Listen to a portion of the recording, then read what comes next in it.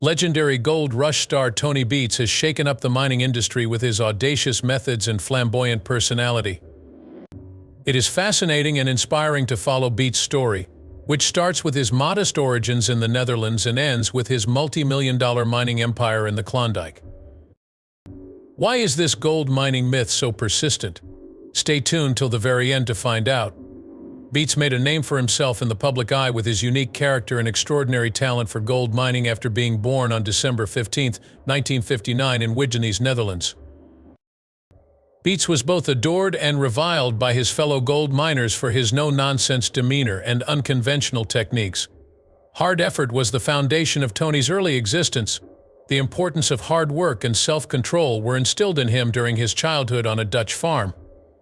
He learned the ropes of the hard business of gold mining as a kid working on machinery and milking cows. Tony became a leader at an early age after taking over the family farm after his injured father. Fans of Gold Rush came to respect him for the tenacity and resolve he displayed in the face of this challenge. In search of improved possibilities, Tony and Minnie emigrated to Canada in 1984. Their initial homes were in British Columbia and Alberta, but they eventually made their way to Dawson City, Yukon, drawn by the promise of gold. Gold mining was Tony's life's work. Having worked his way up from machine operator to manager of the Paradise Hill claim, he began his career in the industry. He was known as one of the most successful miners in the Klondike region due to his hands-on approach and persistent ambition. Some of Canada's most productive mining locations were Tony's ventures, such as Paradise Hill's Tamarack mine. Tony Beets' meteoric climb to stardom started in Season 2 of Gold Rush when he joined the ensemble. He first made an appearance as Todd Hoffman's counselor, dishing down the keys to gold mining success. People loved him right away for his harsh mentoring style and direct, honest advice. "Get the gold," Beets' catchphrase, and his distinctive red beanie propelled him to fame. He was a standout character on the program thanks to his brash attitude and colorful language, which contributed to his inflated sense of self-importance. Tony had a substantial friendship with the young mining celebrity Parker Schnabel on Gold Rush. Parker looked up to Tony, who leased him land and gave him advice. There was a healthy dose of rivalry and respect in their relationship. The dramatic and entertaining show was created by the frequent clashes between Tony's stern attitude and Parker's youthful energy. More than just financial gain motivated Tony Beets to devote himself to gold mining.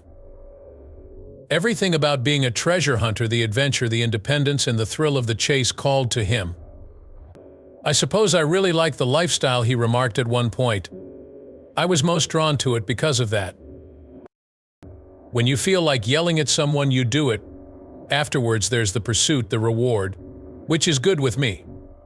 Despite the severe weather and ongoing difficulties of gold mining, his devotion to the Klondike way of life kept him coming back year after year.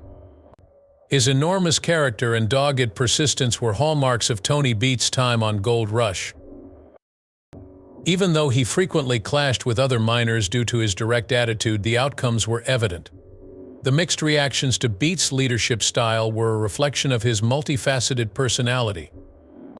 His impact on the program and the mining sector was substantial, controversy be damned.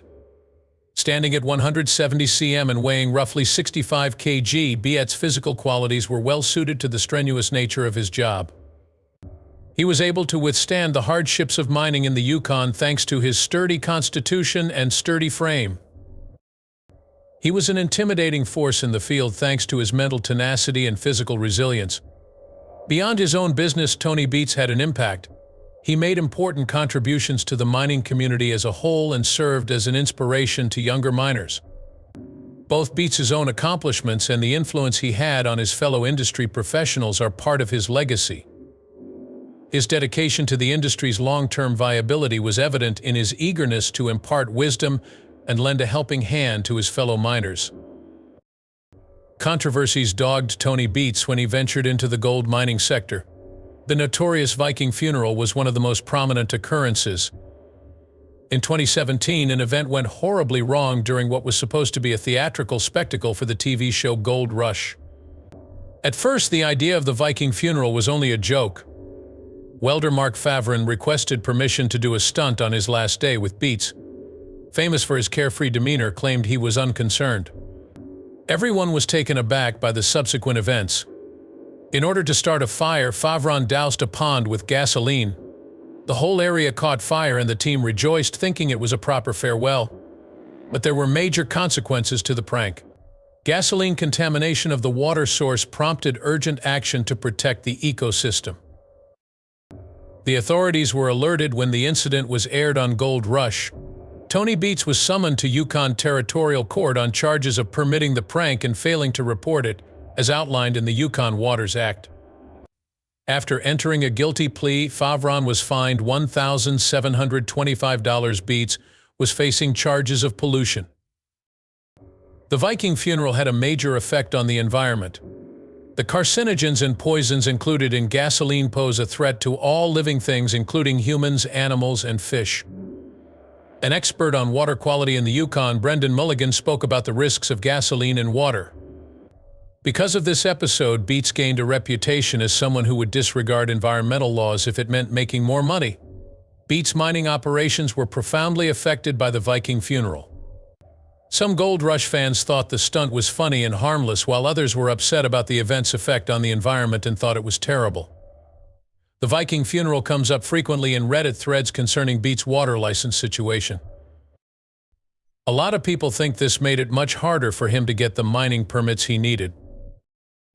As evidence of the stunt's negative impact on the environment, a prominent water quality scientist testified that gasoline contains toxic chemicals and carcinogens. The behavior of Beets was seen negatively by the judges, and that event stained his reputation.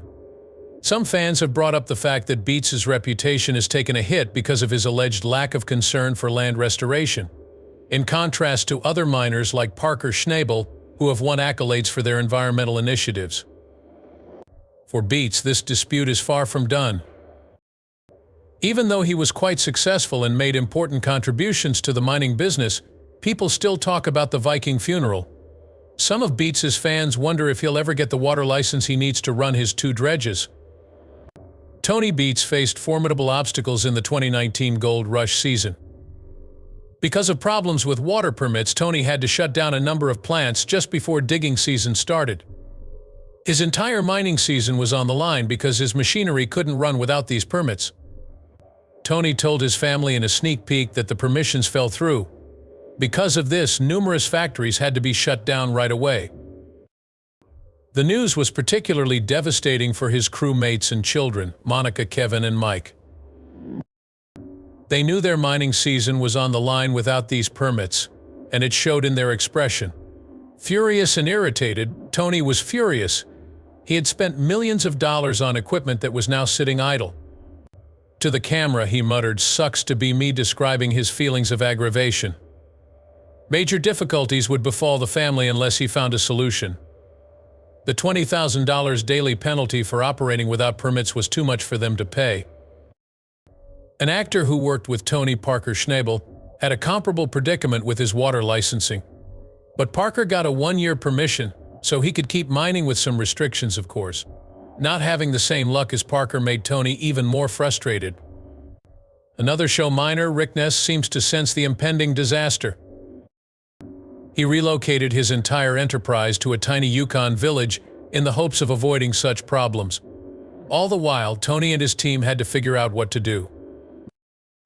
Even amid these terrible circumstances, Tony's resolve was evident. He kept his mind bent on figuring out how to keep the company afloat in spite of the obstacles. His ability to think critically and solve problems in the real world was more important than ever before. The crew's ability to respond swiftly to changing circumstances was greatly enhanced by Tony's able leadership. It was a huge undertaking for the Beets family. They had to devise a strategy to lessen the impact of the losses and keep their mining operation afloat. In order to keep the plants running, they needed Tony's mechanical knowledge and creative spirit to come up with new solutions. The inventive procedures and risk-taking attitude of Tony Beets demonstrated his dedication to the mining industry. The traditional technique of dredging for gold, in his opinion, had a bright future. During Gold Rush Season 5, Beets was in the spotlight for his daring undertaking transporting a 75-year-old dredge over 150 miles from Clear Creek to his claim on the Indian River. This enormous project demonstrated his commitment to enhancing his operations and discovering more effective methods of gold mining. With the firm belief that it would allow him to sluice more dirt and discover more gold at a cheaper cost per ounce, Beets invested $1 million in the dredge. It had been since the 1980s that the 1938-built dredge had been inoperable. Beets thought this ancient piece of gear could change the face of his mining business, so he bought it. Moving the dredge wasn't an easy task. It took Beets and his crew, which included a number of relatives, to dismantle it, move it more than 100 miles, and put it back together again at the new location. Months of toiling with welding, metal cutting, and addressing problems were necessary for this endeavor. Beets accomplished the task with the help of his reliable miller welders and other tools. To overcome this obstacle, his technical acumen and practical understanding were necessary. Along with the dredge, Beets mounted an engine-driven welder generator, the Miller Big Blue 800 Duo Air Pack. Welding, electricity generation, and compressed air were all functions of this multi-purpose device. Required for the rigorous 24-hour dredging program. It was a challenge to run wires across the pond because the dredge sat on water. Two welders could work in tandem on the Big Blue 800 thanks to its dual operator capabilities, efficiently managing maintenance and repairs. There were several difficulties with the relocation project. Despite the dredge sinking many times throughout the trip, Beets' resolve remained unshaken. Beam by beam and bolt by bolt, his staff meticulously rebuilt it, showcasing their ingenuity and determination. Beets believed in the dredge's capabilities despite others' doubts. After it was up and running, the dredge processed 2,000 gallons of water per minute, proving its utility. Beets was successful because he was creative and risk-taking. With the help of the dredge, he was able to prolong the mining season and boost gold production while decreasing costs. The cost of mining 1 ounce of gold from the Eureka Creek claim using current equipment was approximately $1,000. Dredging, on the other hand, brought the price down to $300–400 per ounce. The Big Blue 800, when used by Beets on the dredge, changed the game. The team was able to adapt thanks to this machine's air and welding capabilities. 2 members of the crew could operate the controls at once thanks to the dual operator features, which greatly increased productivity. Because of its durability and strength, the Big Blue 800 became an essential mining equipment for Beets. Beets and his crew overcame obstacles to operate the gold dredge for many months of the mining season. The fact that the dredge's steel and other parts are still in fine shape shows how long-lasting the machinery is. With more yardage processed than expected at a lesser cost, the dredge blew Beets away with its performance. Decades of love have been woven between Tony Beets and Minnie, his wife. Back in the Netherlands, they lived next door to each other as kids. Minnie and Tony moved in together when Minnie was 6 and Tony was 7. Their formative years spent together set the stage for a lasting friendship. They started dating in their 20s and tied the knot a few years down the road. In search of more favorable circumstances, the pair chose to go to Canada. Along with a prosperous gold mining enterprise, Minnie and Tony created a close-knit family. To Tony, Minnie has always been more than just a wife. In his company, she is an ally, administrator and sanity checker for their endeavors. Over the course of 7 years, their Paradise Hill business in Canada's Klondike region produced gold valued at $30 million.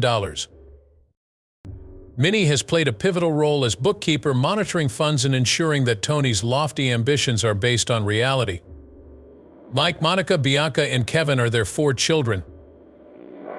Jasmine, the couple's daughter, was tragically lost at the young age of 2 months in 1992.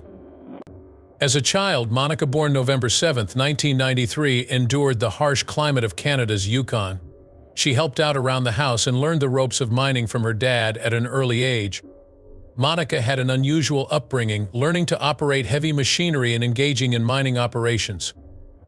She is renowned for her skill with equipment and her willingness to take on challenges. She was already a supervisor at Paradise Hill by the time she was 18 years old.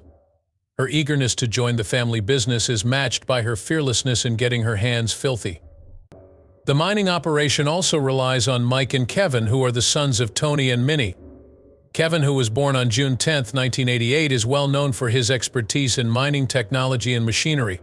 Alongside his father, he is frequently observed at work, matching Tony's enthusiasm for mining. Mike, who was born in 1990, is an integral part of the family business, lending his knowledge and working tirelessly to ensure everything runs well.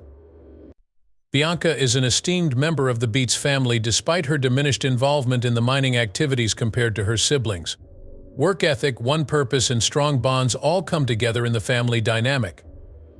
Everyone contributes in their own unique way, creating a streamlined mining process for the Beets. It would be a disservice to the family and the company to minimize Minnie's impact. When Tony's plans and investments get out of hand, she's there to keep things in perspective.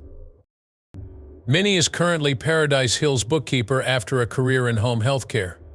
Their business would not be successful without her pragmatic attitude and financial savvy.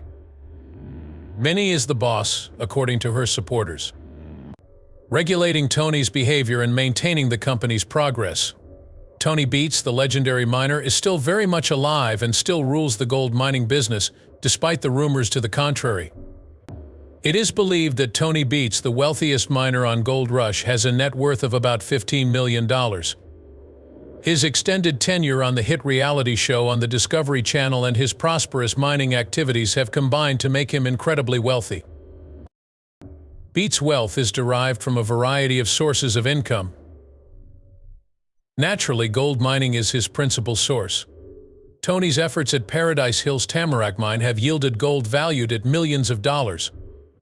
His enterprises are among the most prolific in the Klondike region, because to his inventive tactics and willingness to invest in large gear.